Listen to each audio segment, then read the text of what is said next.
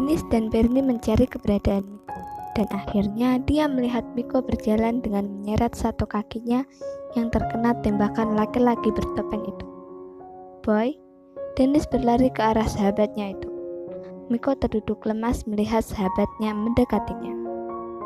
"Kau baik-baik saja, Boy?" ucap Dennis. "Tidak, aku tidak baik. Aku gagal. Membawa Sina pulang, Den. Aku gagal," ucap Miko frustasi. "Sudahlah, kita lebih baik ke rumah sakit dulu. Kita harus mengangkat segera peluru yang ada di kakimu." Miko hanya diam saat Dennis dan Bernie membantu memapah Miko berjalan menuju mobil. Miko sekarang berada di ruang operasi. Begitu pula dengan Roy. "Tuan," ucap Bian memanggil Dennis yang kini berada di depan ruang operasi. "Bian, bagaimana keadaan Roy?" "Dia baik-baik saja, Tuan. Sekarang dia sudah dipindahkan ke ruang rawat." "Syukurlah. Bagaimana anak buah kita? Apa semua masih hidup?" "Tidak, Tuan Dennis. Sebagian dari mereka mati di tempat." "Baiklah, beri tunjangan pada keluarga mereka yang ditinggalkan." "Baik, Tuan." "Tuan, di mana Nona Sina, Tuan?" ucap Bian ragu. "Sina kabur, Bian. Dia lari saat Miko sedang berkelahi dengan laki-laki bertopeng itu." Terlihat muka Bian kini sangat kecewa. Dia pikir dia akan melihat gadis yang sudah dia anggap seperti adik kandungnya sendiri. "Tapi tenanglah, Bian. Aku sudah menyuruh Bernie untuk mencari keberadaan Sina. Yang penting saat ini Sina tidak bersama laki-laki bertopeng itu." Bian mengangguk tanda mengerti.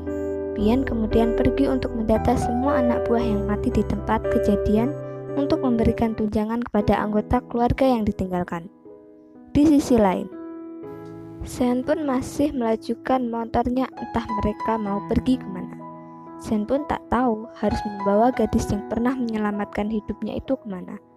Tiba-tiba, Sen ingat tempat yang mungkin aman untuk Sina. Panti asuhan Kasih Bunda. Sen menghentikan motornya di depan panti asuhan itu. "Di mana ini?" ucap Sina. "Untuk malam ini, kita tinggal di sini saja. Tempat ini aman. Kau jangan khawatir. Besok pagi, kita akan pergi dari kota ini. Aku janji," ucap Sen sambil mengusap rambut Sina. "Terima kasih, Tuan." Sina menunduk. Sen pun mengetuk pintu panti asuhan itu. Keluarlah wanita parubaya yang membukakan pintu masuk untuk Sen dan Sina. Ya, panti asuhan ini adalah panti asuhan yang pernah membesarkan Sen. Dan saat ini, panti asuhan itu berada di bawah perlindungan perusahaannya. "Bun, ini Sina," ucap Sen memperkenalkan Sina pada bunda pengurus panti. "Nona Sina, silahkan masuk," ucap ramah Bunda Ria. "Panggil Sina saja, Bun." "Baiklah, Nak Sina, silahkan bersihkan badanmu dulu. Ibu akan menyiapkan baju untukmu." Sina membersihkan badannya yang sudah terasa lengket itu. Setelah itu, Sina tidur di atas ranjang yang sudah disiapkan untuknya. Sina mencoba menutup matanya, tapi dia mengurungkan niatnya saat melihat Sen memasuki kamarnya.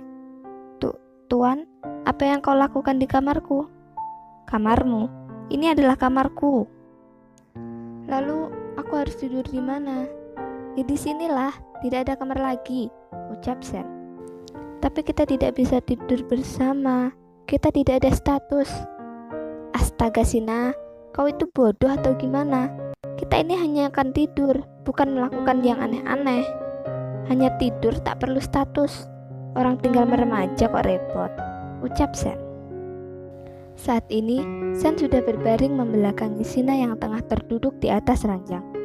"Kau mau tidur atau tidak, terserah kau," ucap Sen dengan santai. "Sudahlah, aku tidur saja. Badanku juga sudah sangat lelah," ucap Sina sambil memejamkan matanya. Pagi hari, Sina dan Sen meninggalkan panti asuhan menggunakan motornya. Sen melajukan motornya dari pagi sampai sore hari.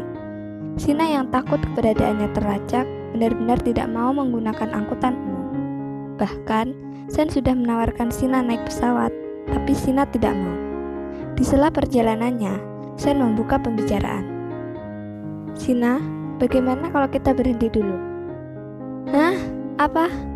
Karena suara Sen yang tertutup angin, Sina tak mendengar ucapan Sen. "Hei, Bagaimana kalau kita berhenti dulu? Sen setengah berteriak. Oh, bolehlah. Akhirnya, Sen menghentikan motornya di depan warung kecil yang sepi. Mereka berdua masuk dan memesan makanan sederhana, seperti nasi, sayur, ayam goreng, dan es jeruk. Sen memulai percakapannya. Sina, Sen menunjukkan wajah tenangnya. Ada apa? Sebenarnya kau ini lari dari apa? Sina mulai berpikir, bisakah dia menceritakan semuanya pada Sen? Tenanglah, kau bisa ceritakan semuanya padaku. Aku juga ingin tahu sebenarnya kau ini siapa. Sejak kau pergi dari apartemenmu dulu, aku selalu mencari informasi tentangmu.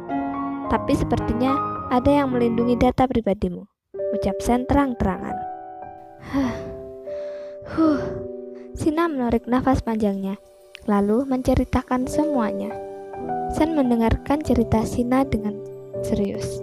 Terkadang, Sen menampakkan ekspresi kasihan, kebingungan, heran, sampai akhirnya dia menunjukkan ekspresi marah saat Sina menceritakan bahwa dia diculik dan dia melihat video suaminya sedang berciuman dengan Sandra. Cerita Sina berakhir saat makan yang mereka pesan datang.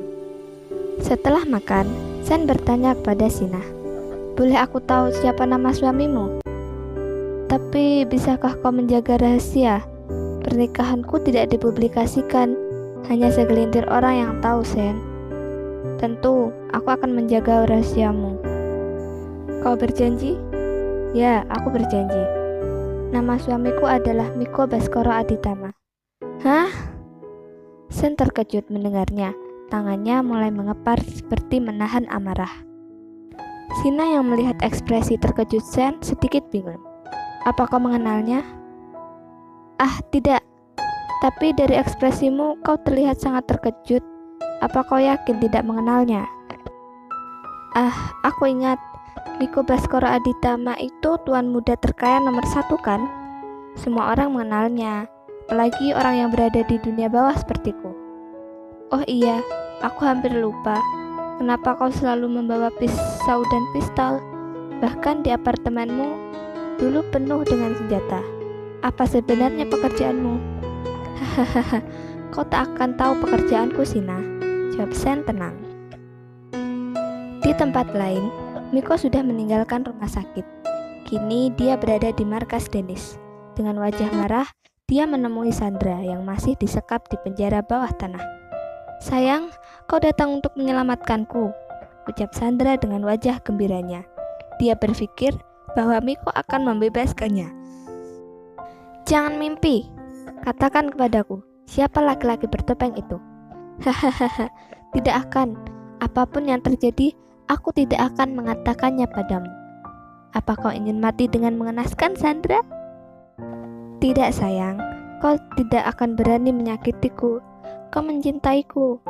Kau masih mencintaiku." "Cih, sudah kukatakan, aku sudah tidak mencintaimu lagi. Bagiku kini, kau masa laluku. Jadi, cepat katakan siapa laki-laki itu." Miko yang geram tak kunjung mendapat jawaban atas pertanyaannya. Akhirnya, menyeret keluar Sandra dari penjara bawah dan membawanya ke ruang eksekusi tempat di mana Miko biasa membunuh tawanannya. "Tidak, lepaskan aku, Miko. Lepaskan." "Melepaskanmu? Tidak ada di kamusku. Siapapun yang berani menyentuh wanitaku akan mati dengan tanganku. Bahkan kau, masa laluku sekalipun," ucap Miko tegas. "Boy, kau kapan keluar dari rumah sakit?" Denis yang heran melihat Miko berada di markasnya. Miko tak menanggapi pertanyaan Denis. Yang ada di pikirannya sekarang adalah menemukan keberadaan Sina dan menghabisi laki-laki bertopeng yang berani menyentuh wanitanya itu.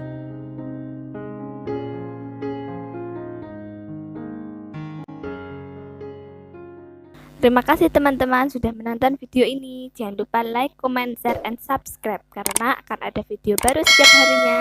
See you next time. Dadah.